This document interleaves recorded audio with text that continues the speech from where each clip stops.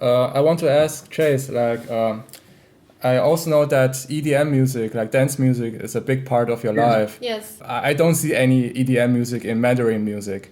Yes. And how do you intend to, at some point in the next phase, to Combine EDM music with Mandarin, or do you just leave it be? Or from 2015 to 17, you can say I was playing EDM music. I was a DJ, and I was producing EDM. I was playing EDM music. But from 17 on, I was more techno, tech house. You know, for me, it was a lot of groove, a lot of drum patterns, a lot of synth, a lot of like just weird raw effects. For example, the song Echo.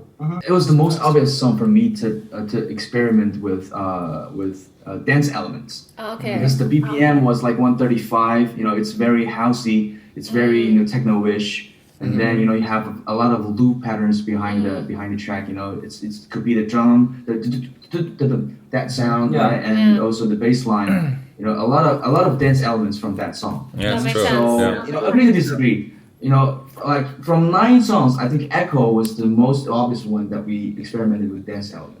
Yes. I don't know what our second album would sound like. You know, it could be like post rock. It could be ATG. It could be Back here. That's off the table. But it could be anything. Right? It could be Justice. It could be Daft Punk. Like nobody knows. You know, our role is just to experiment and explore. And do what we feel like at the moment. Okay. Yeah, great. I remember the first performance, or when we watched the first performance, we all said, the singing is very in the background. You know, the singing is not like very in the foreground of the music. But then later it became some performances were really singing focused, and so you could really see this switch and this development. Like Anonymous, I think Anonymous was very strong vocal wise. And story. Story was very good. Yeah, you just like it, like Anonymous. The last track. Yeah, the last track. Yes. Anonymous. Yeah, I think. What was the question? If we like that? If we like it? Yeah. We like it a lot. We like it a lot. Okay, thanks. Next question. Like it? Okay. No, really. It was really, really good. We really went through mixed feeling, like watching the show.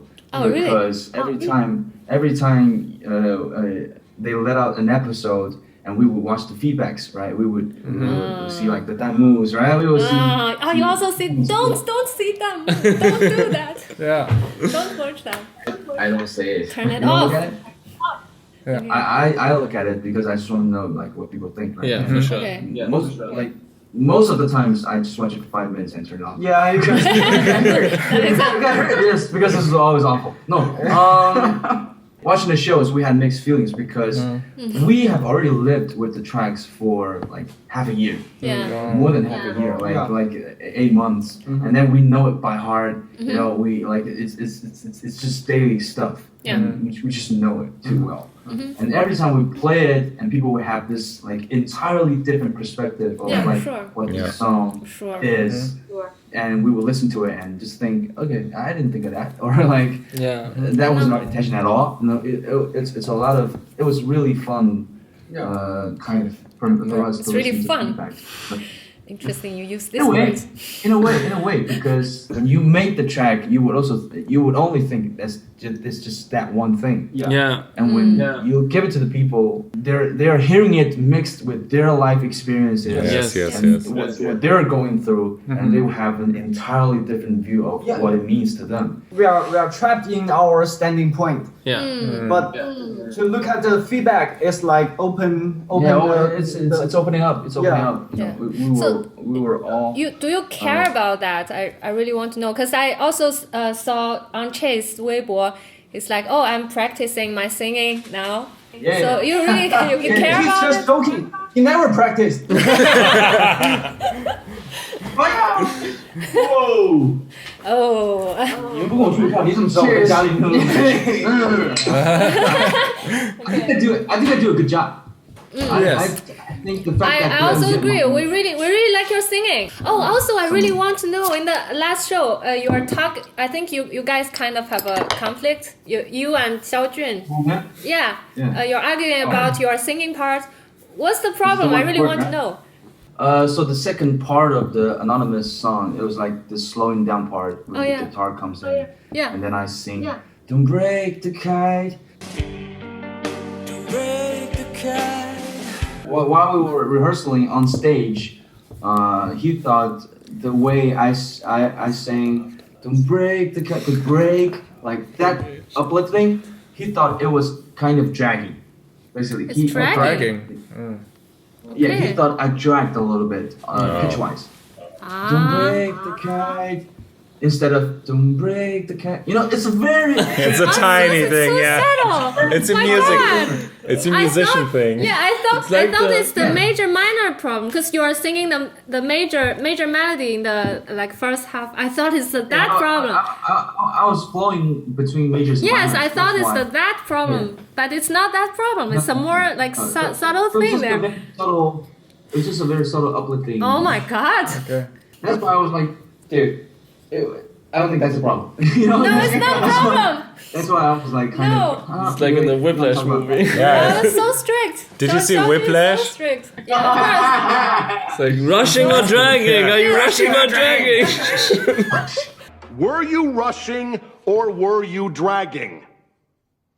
Answer! Also in the lyrics part, you guys also noticed that you guys Yeah, changed the changed a lyrics, lot. right? I think Yeah. we changed the translation just. Yes, They yes. are... We can tell. No, I did flip some words. Like, Yeah. like Afterlives. sins, right, afterlife and sins. yeah. That makes sense. Or reverend. Yeah, it was reverend. Yeah, for sure. Yeah, that's very obvious. Yes. Yeah, we just Like, beat for it. example, Beatles, Yes. there was this line from the original, just kill the poor. Yes, yes. And then they switched it into just heal the poor. Yeah, he yes, I know that. Yeah. Yeah. Yeah, you're a really good friend with rituals, right? We are. Like literally. Of Of course. We also really want to interview rituals, but we're a little bit nervous about it actually. How can you tell us how to be friend with Huadong? Yeah, give us Can you- tips can you to give us approach tips? them. Teach us. Retro tips. Yeah, I'm also like, you know, And he was also really like kind of. I He was also a sissy. in front of in the beginning. yeah, he just like looked at me and start to laugh really hard. Actually, I'm a little bit sad, but I don't want to look, you know, like I'm really funny. You want to look cool. He was, from all the times he wanted to look cool. Yeah. I Misha get always you. directed him into this like funny, Comedian direction. comedic kind. Yeah. yeah, yeah, but like, and It's in your blood. yeah, Just live with it. Yeah, I mean, end of the show. I mean, Huadong with me is a really, really good friend. Yeah. And also, you know, I try to like have some distance with him. You know, I just don't be like, do this joke too deep because, you know, sometimes a joke is like maybe too much. I Yes. thought he maybe You guys mind can it. need to get But married, he's- this kind of thing. He doesn't mind at all, you know? Just like, I just, okay, so let's do it. Yeah. So no tips at all, you just naturally Like, make yeah, did you guys talk about music with Huadong? yeah, or you just naturally attracted. What? There must be this like chemistry thing. yes, yeah, chemistry. Okay, I get Oh, it. okay. That from the collaboration episode, Mm-hmm. we just looked at them and then they were like, okay, and then they just chose us. The fact that they were willing to do that Mm-hmm. says something, right? Maybe it's from our music, maybe it's from him, maybe it's from anything. There is this chemistry lying somewhere in the air. So it's all I don't know Mysterious how to things. explain it. Okay. I don't know how to explain it. We can't Yeah. get any tips from them, I think. That's okay. We just need to adventure. We have to naturally. Yeah, naturally. Maybe we also have this charisma to make Huadong like us. You can just Yeah. ask him to ask them. Yeah, I Yeah, can you do that for us? Could you please? My pleasure. Oh, You know, Oh, yes. great.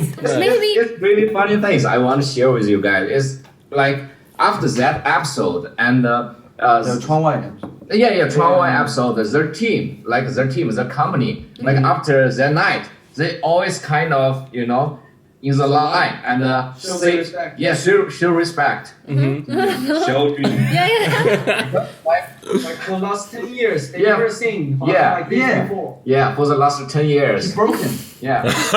Great. Broken. He opened him. No, he broke. He broke the character. I destroyed him. Oh my god, ruined his life, kind of. Wow. Yeah. So maybe if we interview Huadong, can you join us together in Zoom chat? Is that possible? Yeah. I would love to. 我靠，他们采访华东，你去干嘛？ Why not? Like maybe To make the atmosphere a little bit easier. Yeah, maybe it would be easier. I don't know. Yeah, I think it's very funny if you just suddenly show up. maybe we can dress the room. Maybe surprise him in some way. Some like love thing. And this is my wife. Just joking. Xiaojun, I really love your guitar playing. I think we already talked about it a lot of times, and I know you love Kurt Rosenwinkel. Rosenwinkel. Yes.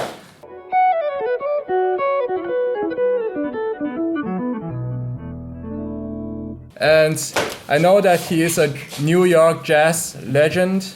He's been active. Actually, he lives in Germany, I think. Really? Oh, yeah. I think for the past 10 years, he teaching Germans like university. I think. And I was just very fascinated by his guitar playing style because he also uses a lot of effects. He has a very unusual approach to the melody, and I can also see some similarity to your guitar playing. Can you explain a little bit like your experience in New York and how it influenced you as a jazz musician? When I was in college, like in China, my favorite guitar player is Kurt Rosenwinkel. Because in that time, I have a guitar hero in China. It's called Lawrence Koo. I saw his interview. He talk about some of his favorite guitar players. So one of them is like Kurt Rosenwinkel. So I checked it out. I just wow, that is so cool. So I started to listen his old records, trying to play like him while I was in college. But when I moved to New York, I saw a lot of called modern jazz guitar player. Yeah. Right now my favorite I think is called Gila Hanselman.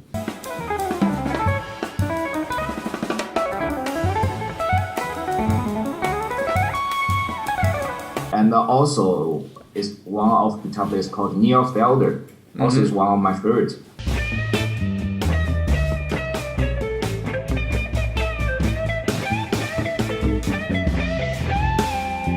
But definitely Kurt Rosenwinkel was one of my favorite guitar player until now.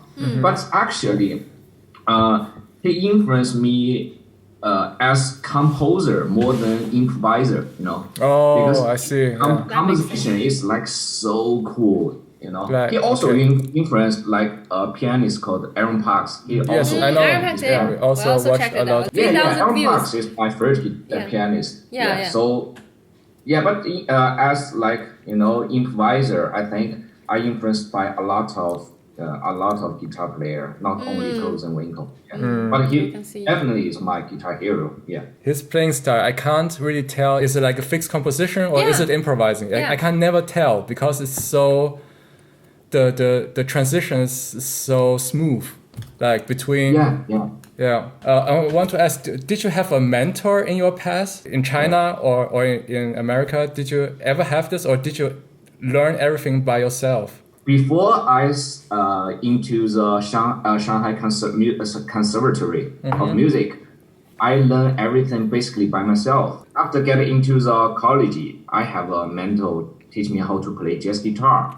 When I moved to New York, I studied with a lot of people. And actually, I have to mention, influenced me the most, I think, for my playing on guitar is a pianist, Kevin Hayes.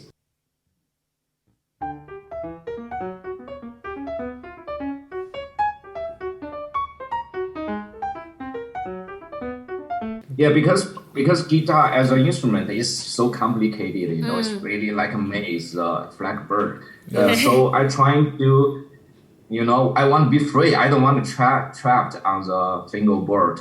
So I took the lesson with Kevin Hayes. I, you know, use my guitar jam with him like every week. So he tell me how to think about the music on piano. So I spent like 1 year translate his conception on the guitar. So it's just like open my mind. It's like, totally. So yeah, I think Kevin Hayes is the influence my play like the most. Sounds like a lot of work. Yeah, I know this feeling. I really know this feeling because I also like to play guitar. Yeah, it's also But I also from piano. I also feel trapped on the guitar.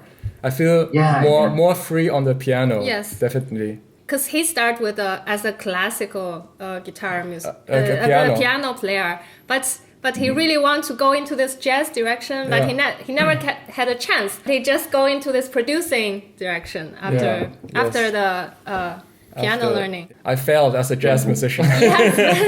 But one of my mentor told me guitar sucks, so don't learn.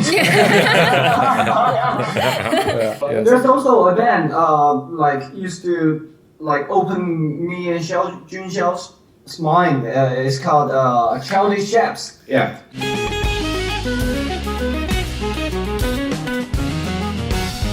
Yeah, there are also like jazz musicians play in rock band. Rockish. So it's kind of interesting stuff. And Andrew, I think you are also influenced by Nate Smith. Yeah, I like Nate Smith, but he's not my like hero.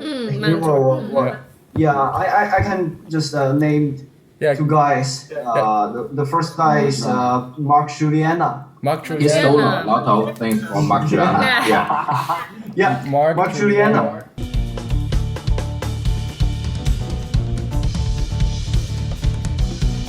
Yeah, can you tell us a little bit about your main influences? Like what really influenced you as a jazz drummer? Or what kind of drummer do you want to be in the future? Wow. Yeah. It's a really big question. Actually, I don't want to really just being a drummer. I don't know. Maybe just play some other stuff. Other shit. Some other stuff and just making music. So there's another name came out. It's Antonio Sanchez. Antonio Sanchez. Okay. Yeah, you guys must know the movie called Birdman. Yeah. Oh yeah, of course. Of course. Yeah, so he's the composer for that movie. Yeah, for that movie. Yeah, you don't know it. I know it. Oh yeah, so he did the whole drum score for the movie. Okay. Everything like string contact. Birdman, yes. The drum set, it's so present throughout the whole movie. And it's also a sound that you're not used to hearing in a movie. So it's like he's kind of changed my thought about drumming. Okay. So before that, I was thinking, okay, I'm a jazz drummer or I'm a drummer. I got to play the beat. I got to play the rhythm. I got to play the feel. I got to play the drums. But after that, I thought, drum is just an instrument, and to make the songs. Yes. So it's like kind of like opened my mind. I have a thought in my mind, and after the Mandarin stuff, like we are touring, we're gonna be touring. So after the touring, he's gonna do his own album, and he's gonna do his own album. And Wow, what? Maybe my own EP. So, I'm trying to like thinking about play drum, but it's not beats. Oh, okay, song. interesting. Wow, I'm really looking forward to it. Like ambient stuff. Do you know Zach Hill? No. You should really check him out. He's a drummer, and he kind of invented this style which is like completely free of any thing that you would usually expect from drums.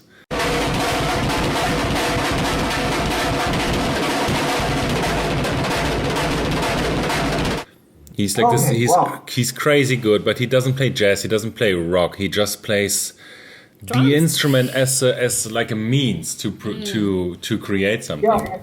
We'll send you the name. Yeah. He's really good. We're going to send each other a lot of names, I think, Yes, later. yes. I also saw that you and Chase, you did a double drum kind of thing in a Shanghai conservatorium, and you also put in some Kendrick Lamar samples. Yes. Yeah. We can think about on the tour, I think. Yeah, maybe. Yeah. Yeah. So come to join our tour. Sure. You will see. Yeah. Oh, the tour is next month, right? Yeah, November. First tour of Mandarin, right? Yes. How do you feel? Like, how's the preparation? How's everything? Nervous and excited. You're nervous and excited? Yeah, sure. Dude, I'm stressed. We haven't rehearsal at all. we have 13 to 14 compositions to rehearse. Oh man. And we have a whole bunch of visuals to make, to produce, to make. And then we need to, we need to release the we album. need to finish the album still. The cover art. The artworks, the merchandise. Wow. Like we have tons of work before our tour. Yeah. But yeah. So Chase, you are doing all the producing, also all the mixing and mastering, or just the? Yeah, I handle all the production and mixing mastering. Yes. Wow. Oh my god. Respect.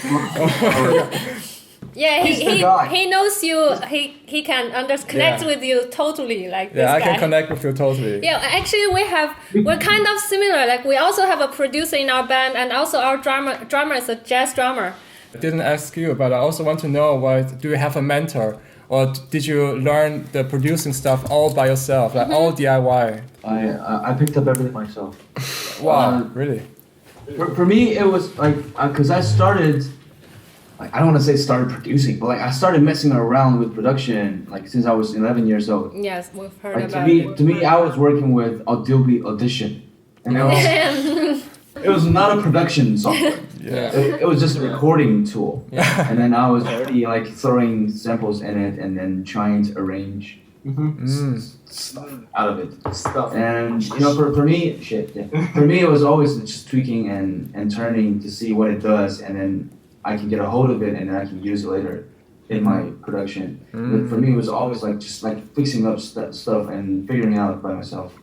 Wow. And every time people ask me what is the right way to how did you learn it, or what's the way to pick up production, I always say just figure it out by yourself. Just tweak it and see what happens. Yeah. Because that would be the most efficient way for you to remember. Yes, for for sure. me to get what it does. Learning by doing. You have to know what EQ means before you do it. Yes. Little bit of background information. But did you have someone that you look up to, like a mentor? I think as you mentioned, as a producer. I think you mentioned in one interview that you really like DJ Snake. Oh, I think that was an interview from 3 years ago. I DJ, right? And I also sing. I produce and I mix and master. And in every kind genre. In every form of working in music, I have different kinds of people that I look up to. For arrangements, I really like Sakamoto, right? I love Brian Eno. I love Tom York. And for mixing and mastering, I have a whole bunch of European old dudes that I look up to, right? And for singing, I don't really look up to anyone else because I just wanted to figure out my own way of singing, because that needs to be unique. Just DJ Snake, he was kind of the guy that I looked up to, both music making wise and business wise, because he kind of reached a very good balance of, making good sweet ear, like good music, but also keeping the quality and keeping the new elements in his production. That's why I looked up to him back in the days while I was only DJing, because that's only 3-4 years ago, that was my only way of playing music.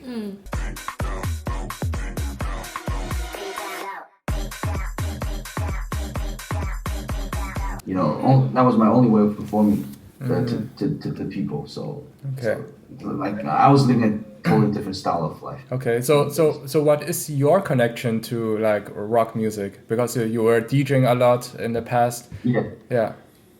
So my dad. Well, I was born. Like before I was born, my dad was a musician already. And he had a band. Makes a lot of sense. So I was always in that. While I was like very little, I was always in that like realm of like like seeing musicians, picking up bass, sitting on the drum set. I was already in that realm. So I just feel comfortable with instruments and guitar amps and tiny little dark rooms. I just feel comfortable with that kind of space. Why I started with DJing, like instead of like live performance, is because that at that time, dance music was like really hopping off. And I wanted to. It looked cool to me, right? I wanted to give it a try. I wanted to like mess around with synthesizers. So that's just that became my way to go into the market, kind of in a way. I see. But in the back of my head, I always knew that I would come back to live music. I always knew that. I didn't know it was that soon. To me, I thought I would be a DJ. I would be a producer for like at least another 5 to more years. But knowing these guys definitely sped up this progression of live performing. So you're not going back to the DJ thing anymore, or you're going to do the two things together? It's two things that I do. Yeah. It's totally two different sets of passions. I think this is like also a little bit of a generational thing, because we are all a little bit older than Chase. Yeah, and I think the same age with Xiaojun, I think. Yeah, and I think in our generation, these two things like live music and DJing or electronic music in general are like very separate. But I think there's a lot of people in your generation that mix the two, especially with this like aspect of, I want to have those catchy, like nice sounding melodies from like electronic and dance music, but I want to have this aspect of like performing music in front of a live audience. Like Daft Punk, like that album that they did, like Random Access Memories, like Justice, like a lot of the dance guys back in the days, they are all like, in some different levels, they're all using live elements and instruments in their live sets. Yeah. So it was always, just, different elements smashing into each other to me, seeing those guys performing. So to me, it was very organic. Yeah. Yes. Okay. Further questions, guys? No, I'm out of questions for like half Really? I have a lot of questions actually. Yeah, so many questions. How much time do you guys have? I think we're good for another 15-20 minutes. Yeah. Yeah, okay. One or two more questions? Xiaojun, I think you went to Poland with your jazz quintet. So specific. I had a tour in Poland, yeah. Oh my god. Yeah. Did you also go to Germany or did you only go to Poland? I think, I only tour in Poland. Yeah. that is kind of like exchange project, like because I teach in like a university in China, so my band actually is not really my band, just like the band you were in. Yeah, just like my school faculty and play my composition. Become a band and play in Poland. That's it. Yeah. You were supposed to make it sound massive. Yeah. You were supposed to say, I was the only person that toured Poland with a jazz band, and you said this. Yeah, because jazz band is it's not like Mandarin. We are stable, member. Just always. Okay.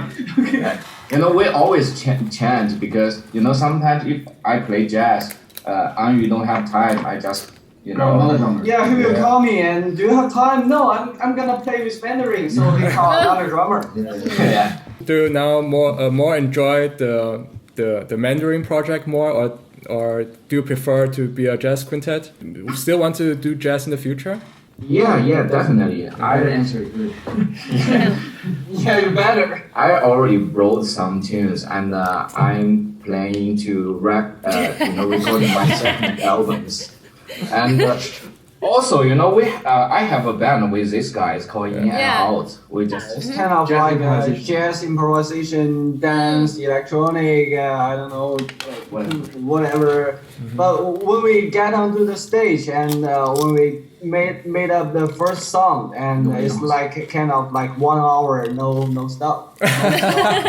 Get on the stage and play for 1 hour and get out. I think we also did that in our class. Yeah, we know this feeling. Yeah, but jazz for me is like kind of like, you know, lifetime's practice. Because I know I practice jazz. It's like good for me. You know, it's like medicine. It's always good. Yeah, so I think I will play jazz, you know, until, you know, like rest of my life. Jazz to you is kind of like drumming to me. Yeah. It's like a home route to go back to. You're never gonna leave it. You're always going to feel safe around it, but you know you are able to choose something over it from time to time. But you'll always go back to it from time to time as well. Yeah, but also you know, Mandarin right now is really famous. I can make a lot of money. I prepared this question because I think like jazz is naturally niche. You know, you're really hard to connect with the general audience for sure. But actually, Mandarin, a lot of people also think you guys are elitish, 精英主义, you know? Like you are the 精英主义 musicians and we are the 精英主义 music reviewers. Like we're kind of similar. Yeah, we also get this. We also get this comments. So cheers. Do you guys have this problem? Like if you want to connect with the audience more, do you kind of step back a little bit? Because for us, I think, like Jerry says, it's a really like a hard to understand song a little bit. But maybe the song you work with 村长蒋亮 is easier. Like also in this show, it looks easier. Is that a conflict there? I think people always overread the intention of just like making that just any record. Sometimes you just don't think about it. Really. Yeah. Yes. Sometimes you just feel natural with that melody, and then it just comes out, and then there's just that one song. Maybe after it gets released, people likes it, or like the mass majority people, like the so-called 主流市场 likes it or grabs it. Mainstream. But it was never where we came from. Like when we were making the music, we didn't say, "Hey, we want to make something that people can get." And then, if we're in the flow of just a cheesy love song, we'll make a cheesy love song. If we're in the mood of making something that nobody gets, even we don't get it, then maybe we can make something like that. You know, it's just different types of mood that catches us, and then we catches it. Yeah. Okay. When we are doing music, we only like be honest to ourselves. Yeah. That's very important. Like, we always have to be true to yourself. Yes. Yeah. Great. Be true to yourself. It's always this topic. You know, 20 years later, I think people, most of people is gonna know. Like dominant chords, what's the dominant chords? I think they will get it. You are really optimistic about it. Actually, I don't think so. Like 20 years later, impossible. Okay. 25? Maybe. Yeah. I have that kind of thought, like as a musician or more than that, like as an artist, we have the duty to lead the things. Yeah, for sure. We have these responsibilities. We spend like 20 years to learn music, and we got the education. We spend the time and money. We get the how to say we get these things and how to use it. Yes. I think we're just so-called genius in progressive thinking instead of commercially success. It's two different kinds of dimension. Yeah. I think we're all for progressive thinking. You know, like pushing boundaries. We're all for that. That's where it made sense. 精英主义 instead of the that makes like sense. the corny, like the you know what I mean. Yeah. It's not showing off. It's, Yes. Yep, not that. Yeah. You guys live in like where? Which city? Düsseldorf. I think I have two friends who live there and study there. Oh, really? Yeah. In which school? No. It's senior school maybe. Yeah, It's Robert Schumann. Robert Well, in Schumann. my school? 舒曼音乐学院就是那个发电站的那个学校。Yeah, maybe Yeah, 因为只有这一个音乐学院 Düsseldorf。但是没有很，但Then that's it. 但是没有很多亚洲人。对，没有很多亚洲人。 They used to be in Cologne. Oh, okay. Yeah, it's very close. Yeah. It's very cool. I went there before to like visit them because I used to live in Amsterdam. I was supposed to go to what's the Berlin. Berlin. And there's this club. No, or big club? this big. It's very famous. Like Berghain. Berghain, yeah. Berghain. Berghain. Yeah. Berghain, yeah. I'm supposed to go and play this summer. Oh no! Oh. No.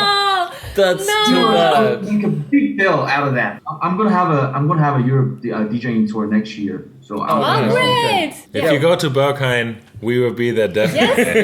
Yes. It's good to talk with you guys and maybe like we see you in Europe. Oh yeah. Yes. In Germany or Amsterdam, so we keep in touch. And I mean, some beers, just music. Yes. Yes. That would be absolutely amazing. Yes. For sure. Also, if we come to China, of course. Yes. They're also planning to go to China. Yeah. come to Shanghai and we'll be a host. Yeah. Hanging out. Thank you. That was really a lot of fun talking about Yeah. it. Thank you guys. Thanks. guys. Yeah, I have nothing at all. It was really good. Yes. Thank him for Rachel's interview. Oh, yes.